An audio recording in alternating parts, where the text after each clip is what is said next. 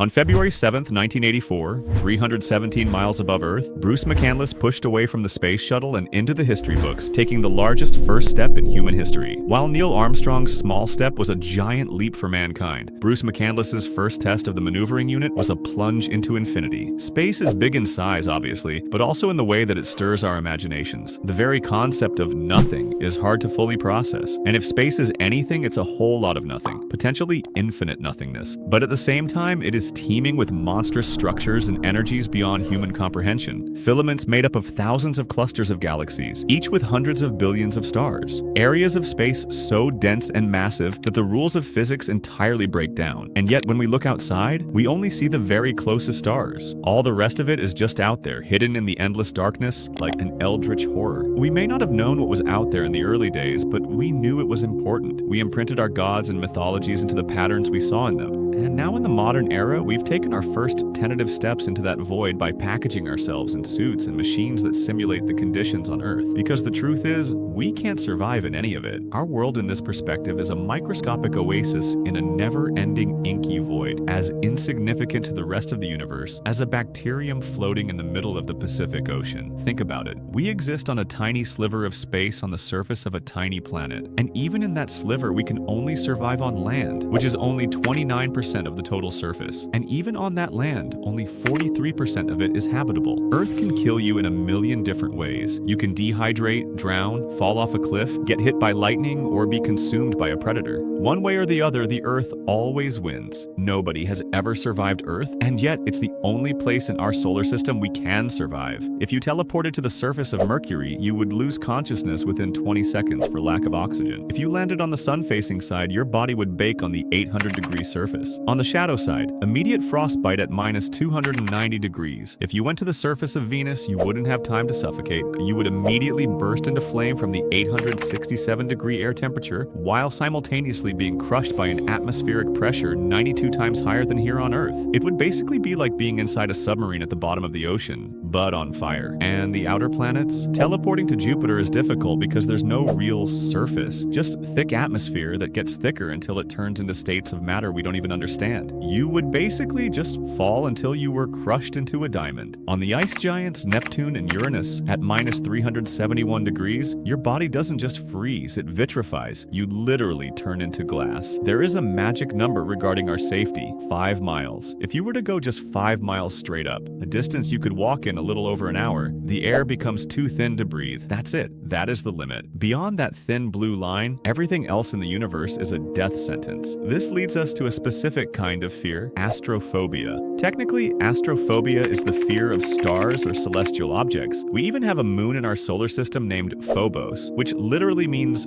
fear. But there is a deeper type of astrophobia, one that's not specific to an object or a superstition, but something much deeper, a kind of cosmic existentialism. Have you ever laid in the grass on a clear night and just let the sky wash over you? If you do it long enough, a strange sensation starts to come over you. Your brain flips the perspective. You realize you aren't actually looking up, you are looking down. Below you is a drop into an infinite void, and the only thing keeping you from falling into that abyss is the fact that you are stuck to the ceiling by gravity, an invisible force we still don't fully understand. If that force switched off for a single second, you wouldn't just float away, you would be flung into the dark. This shift in perspective is terrifying because it is accurate. In space, there is no up, there is no down. It's just out in all directions forever. And our sense of scale about that forever is completely broken. It takes 8 minutes for light to travel from the sun to the Earth. It takes light about 8 hours just to reach the edge of our solar system. But that is nothing compared to the space between. The closest galaxy, Andromeda, is 2.5 million light-years away. We are part of the local group, which is inside the Virgo supercluster, which is just a thread in the Laniakea supercluster. At this scale, the cosmos breaks down into filaments and voids. There are regions of space like the Botus Void, which are 300 million light-years across and contain nothing, just pure emptiness. All told, the observable universe is about 93 billion light-years across. Given the absurd scale we're dealing with, one can only assume that the universe is filled filled with billions, even trillions of different planets harboring life. This brings us to the scariest part, not the size, but the silence. Arthur C. Clarke once said, "Two possibilities exist. Either we are alone in the universe or we are not. Both are equally terrifying. If the universe is teeming with life, that implies potential threats all around us. But it also means we are not special. We are not the universe experiencing itself. We're just a weird fluke of organic chemistry. But if there is no life outside of Earth, then we are truly alone, floating in an infinite void, a huge waste of space, or as Ellie Arroway would say. This silence leads to the theory of the Great Filter. The idea is that there is a barrier, a hurdle in evolution, that prevents life from reaching the stage of space travel. Maybe the filter is ahead of us. Maybe intelligent civilizations inevitably destroy themselves. They discover nuclear energy, or AI, or they drain their resources and wipe themselves out. Perhaps intelligence isn't the ultimate goal of evolution, but a mutation, a kind of cancer that consumes its host and then dies. If that's true, the silence of the universe isn't because no one is there. It's because everyone who was there is dead. Or if you want to get really existential, consider the simulation theory. We look out and see billions of galaxies, but do they exist when we aren't looking? Like a video game that only renders what the player can see, maybe the universe is just a program. We might just be ones and zeros experiencing a consciousness that is nothing more than code. However, we don't need simulations or aliens to feel the weight of our existence. We just need a photograph. On Valentine's Day in 1990, the Voyager 1 spacecraft turned its camera around one last time. From over 6 billion kilometers away, it snapped a picture. In that photo, Earth is barely visible. It is a fraction of a pixel, a pale blue dot suspended in a sunbeam. Carl Sagan championed this photo, and his words on it remain the most humbling assessment of humanity ever written. He noted that from that distant vantage point, the Earth might not seem of any particular interest, but for us, it's different.